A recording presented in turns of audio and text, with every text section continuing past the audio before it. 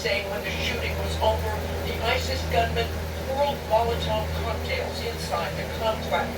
Within minutes, black smoke and flames pouring from the facility, drowning many inside and caking in the roof.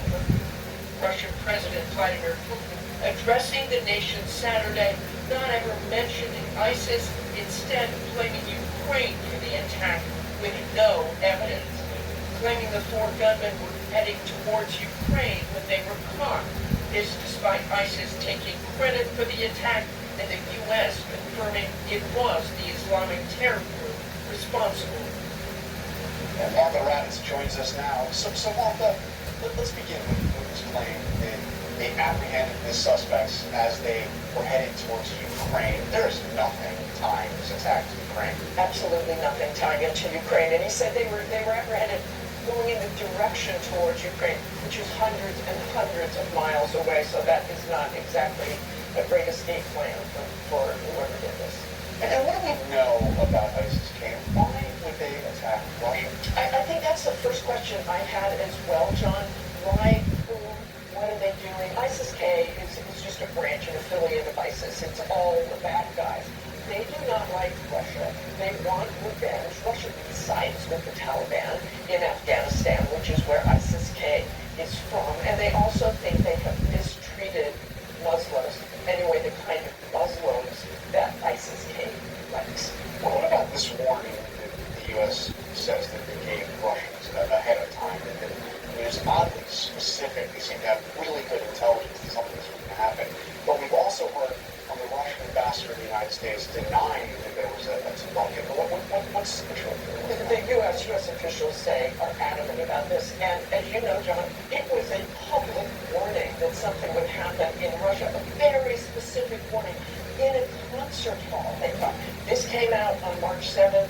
The United States did what's called duty to warn. They did this to Iran a couple years ago when there was a terrorist attack there as well. Exactly. It's a duty to warn. If we have intelligence that people are going to be injured, we will tell them. The Russian ambassador is saying they didn't get it. Putin poo-pooed all of the warnings at the time. None of this is good for Vladimir. All right, Martha, thank you very much.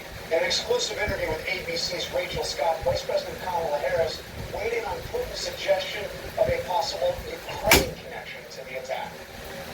Vladimir Putin is already trying to link this to Ukraine and say that Ukraine is responsible. Does the U.S. have any evidence to back that up? No. And first, let me start by saying what has happened in the act of terrorism and the number of people who've been killed is obviously a tragedy, and we should all send our condolences to those families. No, there is no whatsoever any evidence, and in fact, what we know to be the case is that ISIS-K is actually, by all accounts, So responsible for what happened.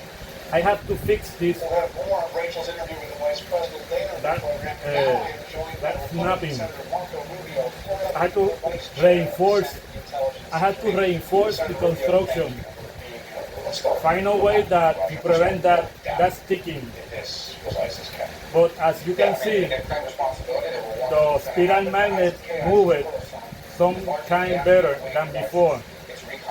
And I didn't feel resistance. There's a minimum resistance, but it's because of the poor design of the prototype. But there is not repulsion resistance to the movement. The movement was very smooth. So I'm gonna try this design, this combination. This is the spiral in the interior of the rotor, and this is the spiral in the exterior area of the rotor, and then interior area of the rotor. I have to install like this one, three more. But I have to fix this issue in the construction to prevent that sticking. If they can do what they did in Moscow in the United States, they would do it in a heartbeat. They want to do it. And it's extraordinary that they've taken on 2 more. He actually has $500 million in cash. He hasn't put any of his own money into his campaign since 2016. There is a new potential source of cash. Investors just voted to take Trump's social media company public. Former president's stake is about $3 billion. But that's on paper. Without special permission from shareholders, Trump can't turn it into cash for 6 months. And ultimately, John, there's a real question about how much Truth Social is actually worth. It brought in a few $1 million in revenue, but lost tens of millions in the first 9 months of last year. John? Doesn't exactly sound like a $3 billion or $5 billion company. So, Aaron, walk us through this. How exactly will this play out tomorrow? You know, we know more about how it's not going to play out. The Attorney General's office is not going to be showing up at Trump Tower with padlocks for the doors or stickers for the windows that say seized. But she could start to identify accounts to freeze or move to file liens on certain properties. Or she may ultimately opt to wait a bit, allow the appeals court to decide whether Trump deserves any kind of a reprieve. Seizing assets is a slow process, and as you know, John, Trump is likely to fight every step of the way. No question about that. All right, Aaron, thank you for joining us.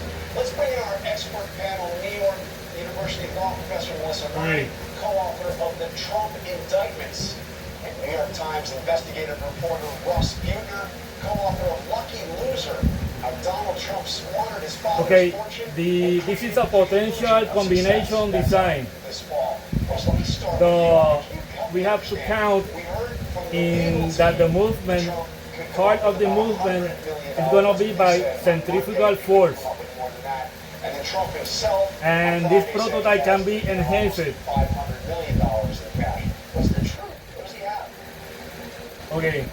The truth is always a moving target with Donald Trump's cash. As near as I can figure out, he had some windfalls over the last couple of years, sort of a money-losing operation